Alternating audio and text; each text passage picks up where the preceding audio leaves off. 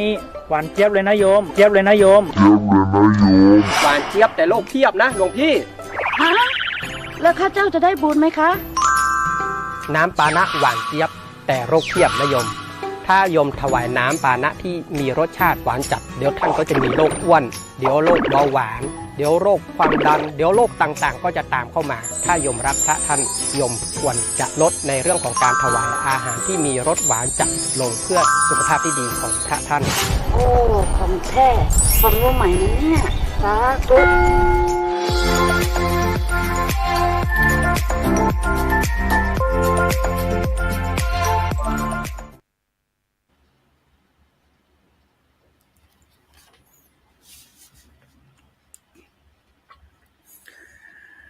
หนาวเอ่ยหนาวหนาวลมห่มฟ้าหนาวใจม่อนค่าบ่ห่อนจักหายหนาวบ่เดียวนี้ใจเปียงหนาวกายหนาวแผ่วตั้งในใจตึงสีห้องหนาวแสนหนาวลมฝนปิดป้องหนาวเป็นคิงสั่นเนื้อหนาวแซมสืบเจื้อหนาวตึงบ่เอื้อหมู่ตู่หนาวใจแต่เล่าเฮาตึงอุดสู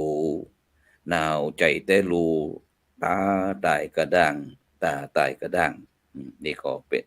ข่าวจ้อยจากบ่าวน้อยเชียงรายก็ขอกล่าวคำว่าธรรมะสวัสดีกับบรรดาท่านผู้ฟัง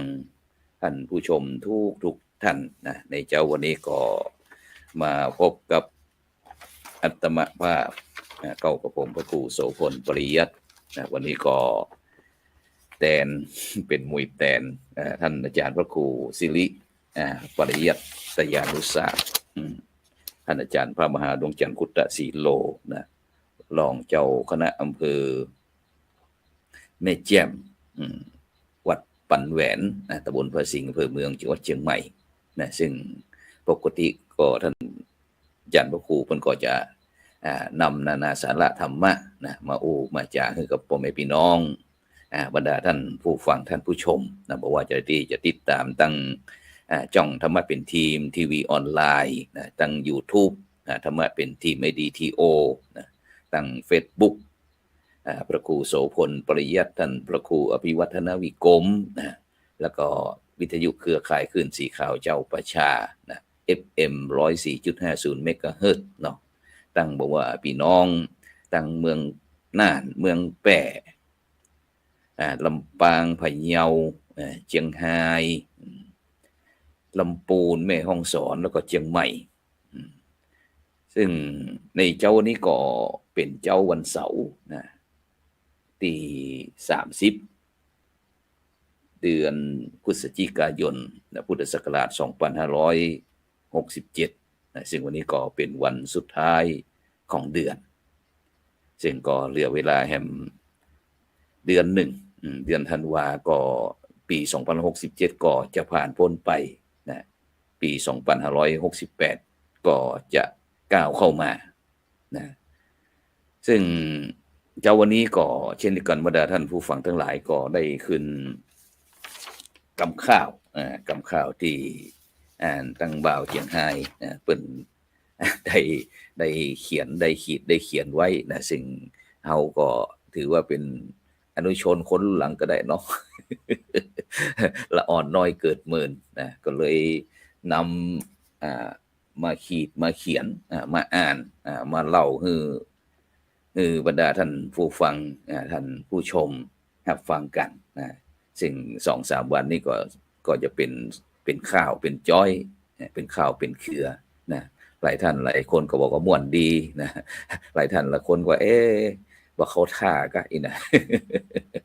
เป็นจะได้ก็ลองคอมเมนต์มาเด้อนะถ้าชอบก็บอกว่าชอบบ่ชอบก็บอกว่าชอบนะเฮาจะเอาแต่สิ่งที่ชอบนะคือบรรดาท่านผู้ฟังได้ฟัง บ่ชอบจะบ่เอามาอู้อีนะซึ่งโดยเฉพาะในช่วงนี้ก็บรรยากาศของเมืองเชียงใหม่ของเรานั้นก็หนาวบางทีก็ร้อนแต่ว่านี้ฝนตกนะแต่ว่านี้ได้มีโอกาสเดินทางไปร่วมงาน งานอย่างก็เป็นห้องว่างานด้านเปิดบ้านวิชาการแล้วก็ตลาดนัดโครงงานคุณธรรมนะระดับเขตพื้นที่การศึกษาที่อำเภอไดลอนะจัดโดยสำนักงานเขตพื้นที่การศึกษาผสมศึกษาเชียงใหม่เขต4นะที่โรงเรียนบ้าน3หลังอำเภอไดลอจังหวัดเชียงใหม่นะซึ่งแต่ว่านี่ก็ตั้งท่านอาจารย์พระครูอภิวัฒนวิกรมนะรองเจ้าคณะอำเภอไดลอนะก็ได้รับมอบหมายจากหลวงพ่อเจ้าคุณพระสุวรรณเมธีด็อกเตอร์นะรองเจ้าคณะจังหวัดเชียงใหม่นะได้มอบหมายให้ไปเปิดงานนะซึ่งตัวนี้หลวงพ่อเจ้าคุณพระสุวรรณเมธีนั่นก็ด็อกเตอร์นั่นก็เดินทางไปอบรมสัมมนาประจำปีนะของพระปริยัตินิเทศนะที่ศูนย์พระปริยัตินิเทศหนเหนือนะที่จังหวัดแปะนะเปิ่นก็จัดประชุม2วันก็วันที่29วันที่30ก็แต่ว่าก็วันนี้นะที่มหาวิทยาลัยมหาจุฬาลงกรณราชวิทยาลัยวิเขตแปะนะซึ่งก็มีพระเดชพระคุณท่านอาจารย์เจ้าคุณพระราชเขมากรรองศาสตราจารย์ด็อกเตอร์นะเป็นประธานหนเหนือนะซึ่งตัวนี้ก็หันท่านอาจารย์เจ้าคุณพระอุดมบัณฑิตด็อกเตอร์รองเจ้าคณะภาค6แต่ว่านี่เปิ้นบอกว่าได้บรรยายเรื่องการใช้ AI ในการที่จะมาประยุกต์ใช้ในการเผยแพร่พระพุทธศาสนาเช่นเดียวกันนะฉะนั้นตัวนี้ก็เดินทางไปร่วมงานที่เปิดบ้านวิชาการตลาดนัดงานคุณธรรมซึ่งตัวนี้บรรดาท่านผู้ฟังทั้งหลายแต่คืนนี้ก็ได้รับความเมตตานะจากอันศึกษาคุณโยมชวีวันชัยวิเศษพร้อมตึงอาจารย์พิเดชปรางทองพ่องท่านผอนภัสนันท์พรหมมนตรีนะผู้อำนวยการโรงเรียนกรปกลางนะที่อำเภอไดหล่อเพิ่นก็ได้มามาจ่าเรื่องงานแต่คืนนี้ก็อยากจะเสนอกับบรรดาท่านผู้ฟังแต่เนื่องจากว่าเวลามีน้อยเนาะแต่คืนนี้เวลาบ่ให้ปอเขานะซึ่งโครงงานคุณธรรมที่ระเด็กละอ่อนในปัจจุบันเนี่ยบรรดาท่านผู้ฟังทั้งหลายนะขอย้ำคำหนึ่งว่าอันเป็นการทำงาน MOU ร่วมกันบ่ว่าจะเป็นตั้งคณะสงฆ์จังหวัดเชียงใหม่เขตพื้นที่การศึกษาประถมศึกษาเชียงใหม่พร้อมถึงสถานศึกษาซึ่งในปัจจุบันเนี่ยเราจะถ้าเราได้เข้าไปตะวานี่ปัดโทบรรดาท่านผู้ฟังทั้งหลายงานระเด็กละอ่อนบางครั้งอนุบาลก็มี มาขายขนมเปิ้นสอนอันเรื่องวิถีชีวิตคือเด็กละอ่อนเนี่ยได้ใจแต่คืนนี้ก็เลยสอบถามมันศึกษานิเทศสอนชวีวันเหมือนกันว่าสมัยก่อนที่พระครูโสพลเป็นละอ่อนได้เรียนหนังสือเนี่ยคุณครูเพิ่นบอกว่าถ้าคนใหญ่คือสิ่งของก็อย่างก็หรือเฮาเนี่ยเฮาบอกว่าขอบคุณนะขอบคุณครับขอบคุณค่ะแต่ถ้าเป็นละอ่อนนะถ้าอายุน้อยกว่าเฮานี่เฮาขอบใจขอบใจเด้อขอบใจครับขอบใจค่ะทีนี้เป็นต้นเราก็เลยถามว่าบัดเดี๋ยวนี้ตั้งกระทรวงศึกษาหรือว่าด้านที่ดูแลจารีตประเพณีวัฒนธรรมเขานี่มีการเปลี่ยนแปลงก่ออีกนะเพิ่นก็ว่าเป็นเรื่องปกติใจเหมือนเดิมแต่คนในปัจจุบันนี้มักจะบ่ใครได้ใส่ใจนะฉะนั้นบอกว่าเฮาจะดูทีวีฟังอย่างต่างๆฉะนั้นบอกว่าคนเฒ่าคนแก่และเด็กอ่อนขอบคุณกันหมดขอบคุณกันหมดขอบคุณครับขอบคุณค่ะแม้กระทั่งทีวีก็มันขอบคุณหมดแม้แต่มันละอ่อนกว่าก็ขอบคุณฉะนั้นก่อนนี้ก็คืออาจจะโดยความใส่ใจเกี่ยวกับการใช้ภาษาก็แล้วกันเนาะฉะนั้นแต่เฮาก็บ่ได้ว่าไผใช้ได้ก็ได้แต่มันเป็นจะได้เราเปิ้นฮ้องว่ามันเป็นระเบียบแบบแผนนี่เนาะเปิ้นกำหนดมาจากนั้นจะนี่ก็จำเป็นอย่างนั้นฉะนั้นก็เลยมาจากให้ฟังว่า4-50 ปีมันยังเหมือนเดิมก็อีนะซึ่งจะเปลี่ยนแปลงใจมันก็มันผิดก็มันก็บ่ผิดเนี่ยมันก็บ่ผิดแต่เมื่อกำหนดแล้วนะกฎเกณฑ์ระบบระเบียบเมื่อกำหนดแล้วก็จำเป็นที่จะต้องปฏิบัติตามนั้นนะเพราะเป็นจารีตประเพณีเพื่อความดีงามการอยู่ร่วมกันเป็นแบบมีความสุขแบบยั่งยืนนั่นแหละเพื่อให้มีระบบแบบแผนอย่างต่างๆนะฉะนั้นก็บรรดาท่านผู้ฟังท่านผู้ชมถ้านึกได้สมัยที่ อันปะอุ้ยไม่อุ้ยนะหรือว่าละเด็กละอ่อนคนเฒ่าคนแก่เคยได้นี่ก็ลองคอมเมนต์มาเด้อจะผิดจะถูกจะได้ก็บอกว่ากันซึ่งตัวนี่โครงงานคนมาซ้ำโครงงานหน่อยเพราะว่ามีความสำคัญเพราะว่าละเด็กละอ่อนในปัจจุบันนี้ในเขตพื้นที่การศึกษาประถมศึกษาเชียงใหม่เขต4ที่เปิ้นก็ได้มีคือว่าเป็นผลงานชิ้นโบแดงเนี่ยเป็นการทำงานอย่างมหาลัยนี่ก็จะส่งพระสอนศีลธรรมเข้าไปสถานศึกษานี่ก็จะมีคณะผู้บริหารแล้วก็จะมีครูพี่เลี้ยงเป็นว่านะคุณครูที่สอนเรื่องศีลธรรมในโรงเรียนนั่นแหละก็จะได้พบเจอกับพระนะแล้วก็โดยมีศึกษานิเทศก็คือเป็นผู้ที่คอยติดตามดูแลชี้แจงแถลงไขบอกกล่าวตึงครูพระตึงคุณครูพี่เลี้ยงที่สอนศีลธรรมในโรงเรียนเนี่ยได้พร้อมกับคิดแก้ปัญหาในสถานศึกษาต่างๆบอกว่าจะเป็นเรื่องที่ว่าในเรื่องโครงงานคุณธรรมยกตัวอย่างทำเวรนะจ๊ะด้วยจิตสาธารณะโอ้โหสุดยอดเนี่ยนี่ก็เป็นจากโรงเรียนบ้านใหม่หนองหอยนี่ก็โดยหล่อเหมือนกันแล้วก็โครงงานคุณธรรมเรื่องที่2ว่าจิตอาสาพาแฮปปี้นี่ก็โรงเรียนบ้านเหล่าเป่าโครงงานที่3บอกว่าแถวดีเพราะมีวินัยมีกลุ่มสภานักเรียนโรงเรียนบ้านวังขามป้อมโรงเรียนบ้านวังขามป้อมโครงงานต่อไปก็บอกว่าทำเวรให้สะอาดประกาศให้ชัดเจนนี่โรงเรียนบ้านดงป่าหวายแล้วก็โครงงานบ้านสามหลังบ้านสามหลังบอกว่ารู้ห้องน้ำสะอาดใจสุขสันต์ด้วยอริยสัจสี่สู่สุขอนามัยที่ดีในโรงเรียนนะซึ่งสิ่งเหล่านี้บรรดาท่านผู้ฟังทั้งหลายมันก็จะเกิดสะท้อนจากวิธีคิดวิธีการดำเนินชีวิตของเด็กละอ่อนเวลาไปโรงเรียนแล้วเวลาเปิ้นได้พบได้เจอได้พบได้ปะอย่างต่างๆเนี่ยเปิ้นก็จะคิดกันเอามาพ่อละอ่อนในปัจจุบันที่เป็นละอ่อนช่างคิดบรรดาท่านผู้ฟังทั้งหลายโดยเฉพาะเรื่องข้อมูลการอย่างการนั้นก็บ่มีปัญหาอย่างบ่มีปัญหาอย่างเปิ้นก็จะชอบมามาจากันเนี่ยเปิ้นเกิดโครงงานก็คือการที่ประชุมกันอย่างเนืองนิดนะมามาจากันบ่ใจว่าใจกำลังใจแหงที่จะเอาชนะฝ่ายตรงข้ามที่บ่มีความหันด้วยกาอย่างก็ต่างๆเนี่ยซึ่งก็เป็นโครงการที่ดีนะซึ่งเป็นการส่งเสริมโดยกระทรวงศึกษาธิการนะที่จัดการศึกษาแบบฮือละอ่อนมีส่วนร่วมนะเพราะฉะนั้นก็แต่ว่านี้ก็ได้มีโอกาสไปร่วมงานได้กล่าวให้กำลังใจเปิ้นนะที่งานแล้วก็สนับสนุนกิจกรรมของเด็กละอ่อนที่ละอ่อนมาตั้งบูธตั้งซุ้มแสดงผลงานต่างๆซึ่งตัวนี้ก็ตั้งผู้อำนวยการเขตพื้นที่การศึกษานะคุณโยมชาญชิตมี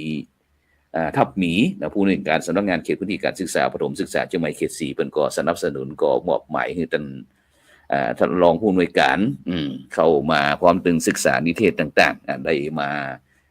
ร่วมเป็นคณะกรรมการจัดงานเป็นมีทีมงานโคชชิ่งเป็นว่านะนี่ก็คือเป็นการบูรณาการในการจัดการศึกษารูปแบบใหม่นะที่จะทำให้เด็กละอ่อนของเขาเนี่ยมีคุณภาพนักยิ่งขึ้นนะเสร็จแล้วก็จะมีตึงอำเภออย่างไรอำเภอแม่วางอำเภอสันป่าตองสารพีแล้วก็หางดงด้วยกันก็ประมาณเนี้ยประมาณ 4-5 อำเภอเนี่ยเปิ้นก็จะมีการจัดงานเป็นจุดเสร็จแล้วก็เปิ้นวันที่19-20-21นะนี่ก็คือที่เขตพื้นที่การศึกษานี่ก็คือสรุปผลงานประจำปี2567ปี2068เปิ้นก็จะมีโครงการต่อไปแต่ผู้ที่ชนะเลิศที่จัดโครงงานต่างๆนี่จะไปร่วมฉลอง40 ปี มหาวิทยาลัยมหาจุฬาลงกรณราชวิทยาลัยเขตเชียงใหม่นะตั้งขึ้นมามหาวิทยาลัยของพระสงฆ์สามเณรนะที่วัดสันดอกนี่ก็40 ปีละนะแต่ในปัจจุบันนี้ก็เริ่มทยอยย้ายขยับขยายไปที่บ้านปงกุ่มตำบลป่าเมี่ยงนะอำเภอดอยสะเก็ดจังหวัดเชียงใหม่นะถ้าบรรดาท่านผู้ฟังท่านผู้ชมเดินทางไปจากดอยสะเก็ดไปทางเชียงรายนะไปถึงหน้าเลยห้วยห้องไคศูนย์ห้วยห้องไคเสร็จแล้วก็จะไปถึงที่เทศบาลตำบลป่าเมี่ยงตรงข้ามกันนั่นแหละที่เขาจะสร้างพุทธมณฑลจังหวัดเชียงใหม่ก่อนนั่นแหละเดี๋ยวนี้ก็ มหาวิทยาลัยมหาจุฬาลงกรณราชวิทยาลัยเขตเชียงใหม่ก็เริ่มขยับขยายปีนี้เป็นปีแรกนะปีนี้ก็มีพระสงฆ์สามเณรไปจำพรรษาตัวแล้วก็มีกฐินสามัคคีตัวนะจากนั้นก็จะมีกิจกรรมเฉลิมฉลองครบ40 ปีนะการตั้งมหาวิทยาลัยมหาจุฬาลงกรณราชวิทยาลัยเขตเชียงใหม่ซึ่งเป็นมหาวิทยาลัยวิทยาเขตแห่งที่2ของมจรได้ของเชียงใหม่เขาเนี่ยเป็นแห่งที่2ที่ตั้งขึ้นมานะจากนั้นก็การแข่งโครงงานต่างๆเหล่านี้ละเด็กละอ่อนเหล่านี้ก็จะไปทำกิจกรรมร่วมเฉลิมฉลองปอยหลวงมหาวิทยาลัยมหาจุฬาลงกรณราชวิทยาลัยเขตเชียงใหม่ที่ปงกุมในวันที่19/21นะจากนั้นก็บรรดาท่านผู้ฟังท่านผู้ชมนะก็เตรียมตัวไปร่วมกันใครจะไปตั้งโรงทานลงน้ำปานะการอาหารการกินของข้าวของหวานก็ไปร่วมได้นะเพราะจะมีละเด็กละอ่อนนักเรียนแล้วก็สามเณรประมาณพุ่น500-600พุ่นอย่าไปร่วมกันพุ่นนะซึ่งพระครูโสพลก็เตรียมจะร่วมกับโรงเรียนวัฒโนไทยพะยะว่าจะอันบินทบาทข้าวสารอาหารแห้งขนมนมเนยสักเจ้าหนึ่งเพราะว่าทางโรงเรียนเพิ่นก็มีโครงการแล้วก็จะได้เอานำขนมนมเนยเหล่านี้ไปแจกละเด็กละอ่อนเป็นของฝากละอ่อนที่จะไปร่วมงานมหกรรม40 ปีมหามจรวิทยาเขตเชียงใหม่ที่บ้านปงกุมนะอำเภอดอยสะเก็ดจังหวัดเชียงใหม่ของเฮานะในวันที่19/21ธันวาคมนี้เนาะหลังจากที่ร่วมงานจากงานเปิดห้องว่างานเปิดบ้านวิชาการและตลาดนัดโครงงานคุณธรรมที่ดอยหล่อเรียบร้อยแล้วก็ปั้นเดินทางไปที่พี่น้องดอยเต่าแต่ว่านี่ไปร่วมงานชาปนกิจศพคุณแม่อำพรวันตานะซึ่งเป็นแม่ของท่านอาจารย์ปุรวิทย์วันทาคณาจารย์จากช่องธรรมะเป็นทีมของเฮามหาวิทยาลัยมหาจุฬาลงกรณ์คณาจารย์มหาวิทยาลัยมหาจุฬาลงกรณ์และวิทยาลัยเขตเชียงใหม่นะที่ได้เสียชีวิตนะก็มีพิธีประกอบชาปนกิจแต่ว่านะเสร็จแต่ว่านี่ก็เลยไปที่งานได้ลองก็เจอท่านอาจารย์พระครูอภิวัฒนพิกรมพอดีนะก็เลยจวนกันไปเพราะว่าเพื่อนพ้องน้องพี่เนาะ ได้มีโอกาสไปร่วมงานจวนท่านอาจารย์พระครูอภิวัฒนพิกรมรองเจ้าคณะอำเภอได้รอไปร่วมงานโดยตัวนี่นะเสร็จแล้วตัวนี่เป็นบอกว่าพี่อยากวันเดียวนี้นกที่วัดปากทางเจริญเนี่ยกับตึงกันหลอกตึงในตึงเจนักเนี่ยนะ มาเตะผลไม้หลักไม้นี่มันตึงออกหมดตันเป็นว่านะแต่ว่าเลยเหมากล้วยตึงกล้วยซุกกล้วยดิบแล้วก็กล้วยซุกที่เป็นหวีนั่นประมาณพุ่นหลายร้อยอยู่กัน2 เครือแล้วก็ซื้อกล้วยเป็นหวีมาด้วยก็โอ้ยแล้วก็มาก็เลยอนุโมทนาก็เปิ่นนะแต่ว่าหันเปิ่นว่าเพราะว่าไอ้ในปัจจุบันนี้เรื่องป่าของเขานั่นก็ถูกทำลายลงไปนักนะลงไปนักก็ฉะนั้นก็เรื่องอาหารการกินของนกหนูเรื่องสัตว์อย่างต่างก็จะน้อยลงถ้ามนุษย์คนเฮาบ่ได้เอื้อเฟื้อบ่ได้เกื้อกูลสัตว์เหล่านี้ก็ในอนาคตก็คงจะสูญหายไปนะสมมุติว่านกปิกเป็นริ้วนกปิกเป็นริ้วจะได้ตัวจะได้นะเฮาก็คงจะต้องวาดรูปให้เด็กละอ่อนได้ดูนะฉะนั้นก็บรรดาท่านผู้ฟังท่านผู้ชมถ้ามีโอกาสก็ช่วยอนุเคราะห์สงเคราะห์นะเพราะว่าสัตว์ต่างๆนี่ก็ถือว่าเป็นเพื่อนร่วมโลกเป็นเพื่อนร่วมโลกที่ออกมาเป็นเพื่อนที่เขาฮ้องว่าฮ้องความมีชีวิตชีวาเพราะว่าคนเขานี่มันบ่สามารถที่จะอยู่คนเดียวโดดเดี่ยวได้จะต้องมีเพื่อนร่วมโลกด้วยนะฉะนั้นก็เมื่อเกิดมาพบมาเจอกันก็มันสร้างคุณงามความดีเพราะว่าโลกเขานี้มันเป็นที่เนี้ยมันบ่จีรังยั่งยืนมันบ่มีชีวิตมันมีอย่างบ่มีอย่างที่เป็นแก่นสารมันเป็นสัจธรรมของชีวิตที่เกิดขึ้นมาแล้วเมื่อพบเมื่อจากเมื่อภาคเมื่อจรเนี่ยฉะนั้นก็สัจธรรมชีวิตของเฮาเนี่ยเพิ่นบอกอันมีข่าวบอกว่าสัจธรรมนำมาก่อนไกลให้หมู่เฮาได้ใฝ่ใจจดจำย้อนหลายคนนั้นก็ยังสลัมจนได้เววัมบ่ฮู้หลังหน้าเป็นอนิจจังที่ในโลกลาบ่ว่าไผกาควรฮู้บ่จ้อยม่อนค่าตั้งตายันยูเอาเรื่องมาอู้อวดดียามมีชีวิตก่อนได้ตายหนีบางคนมั่งมีบางคนทุกข์คอนพ่องใส่ผ้างามพ่องก็ล่อนจอนแม้แต่ที่นอนก็เตอะพ่องได้นอนเตียง อย่างดีแยะเยอะพ่องปูสาดหั่นปอนอนดูพ่องปูสาดหั่นปอนอน มีศาสตร์พื้นหมอนแก่นนี่นะยามลงรับนั้นหัวมันถึงหมอนต่างรับอ่อนจรสุดคืนเต้าแจงพ่องเป็นคนงามแต่งหน้าตาแป้ง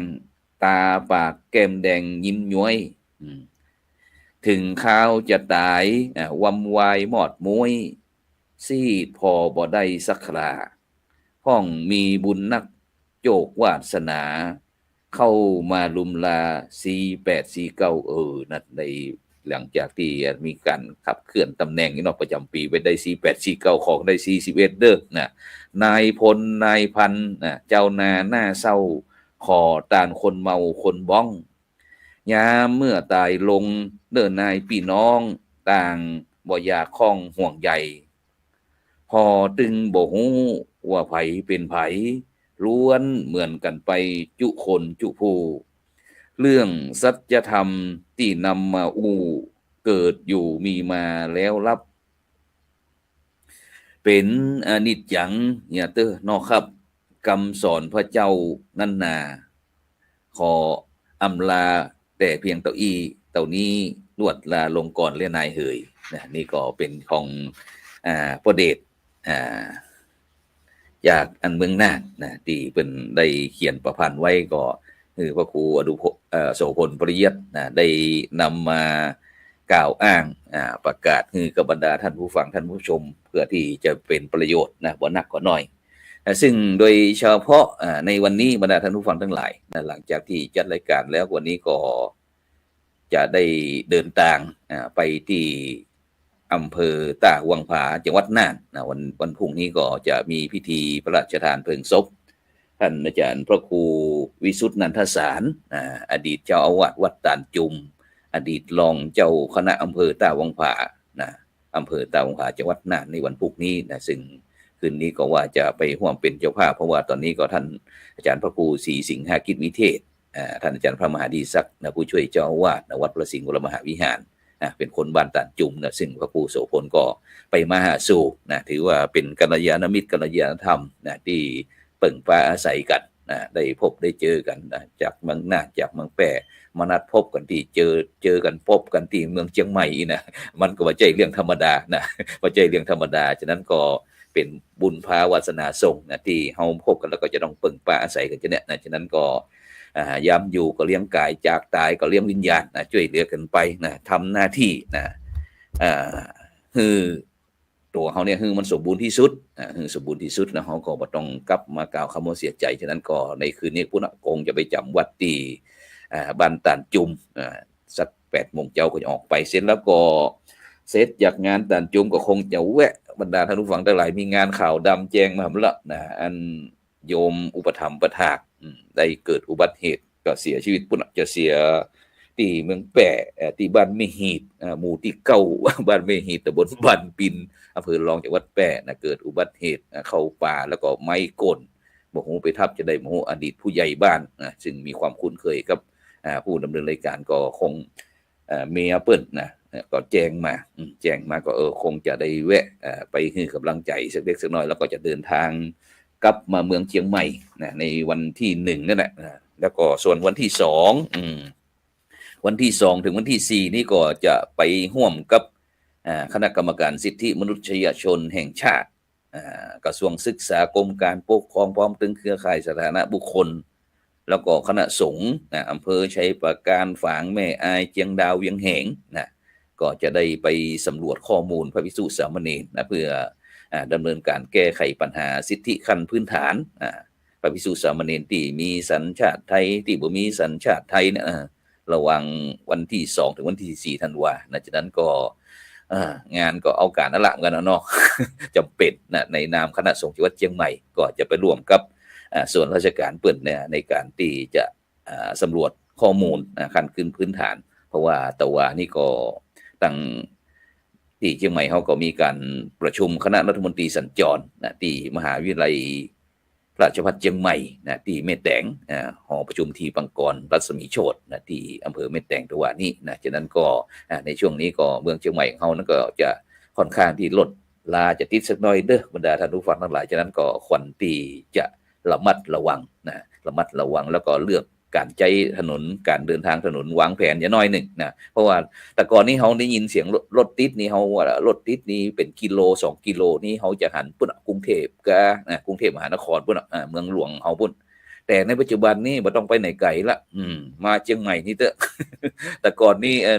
ภูธรภาค5ถนนสายภูธรภาค5กับดอนจันทน์นั่นนะบรรดาท่านผู้ฟังทั้งหลาย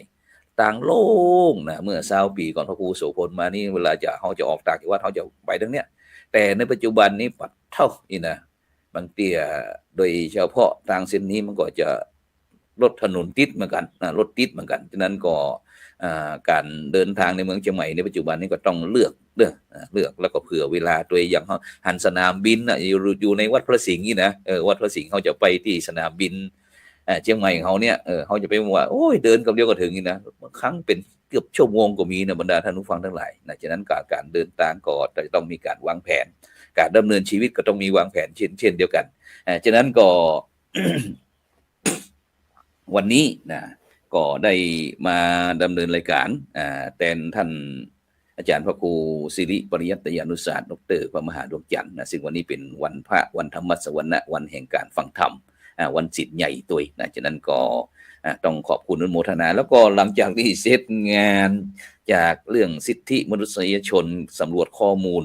แก้ไขปัญหาสิทธิขั้นพื้นฐานสถานะบุคคลพระภิกษุสามเณรแล้วก็พักวันหนึ่งวันที่5นั่นก็วันที่6ก็จะเดินทางไปเห็นแล้วเดินทางไปคุณหมิงไป12ปันนาไปตัวหาญาติพี่น้องกันเด้อวันที่6ถึงวันที่11เดินทางไปคุณหมิงก็คงจะได้นำเรื่องราวมามาจ่าให้พ่อแม่พี่น้องบรรดาท่านผู้ฟังท่านผู้ชม ได้รับฟังใครจะไป12ปันนาด้วยก็ฝากมาแกนตามาเด้อนะ วันนี้ก็ต้องขอบคุณอนุโมทนากับคุณโยมสุวรรณมีสมในแม่ทองคันพรหมมินทร์พร้อมถึงบรรดาท่านผู้ฟังท่านผู้ชมทุกท่านที่กำลังติดตามอยู่นะบอกว่าจะเป็นตั้งสถานีวิทยุเครือข่ายขึ้นสีขาวเจ้าประชา8จังหวัดภาคเหนือกาอีกนะหรือว่าเป็นทาง YouTube ทาง Facebook นะวันเดียวนี้เอาสามารถตึงไลน์ตึงอย่างต่างๆเนี่ยก็ส่งข้อความมาเด้อนะชอบก็บอกว่าชอบบ่ชอบก็บอกว่าชอบจะได้ปรับปรุง ยินดีน้อมครับฟังเพื่อนำไปแก้ไขต่อไปฉะนั้นก็ในเจ้านี้ก็เวลาหมดเวลามันแรงนี่ก็คงจะออกรายการพุทธตีวัดบ้านตันจุมอำเภอตาวังผาจังหวัดน่านนะซึ่งแรงนี้ก็จะนัดท่านอาจารย์ปุรวิทย์วันตาของท่านอาจารย์พระมหาดวงที่ปริยัตธาลีของท่านอาจารย์พระมหาอุรเชษฐ์ของอินทจีมาจากกันฉะนั้นก็ในเจ้านี้ก็เวลาหมดเวลาก็ขอนำรายการจากบรรดาท่านผู้ฟังไว้ก่อนนะวันนี้ก็กินเขากินข้าวล้ำน้ำเหลวเด้อนะขอให้อายุมันยืนยาวอายุวันโนสุขังพลังนิพพานังปร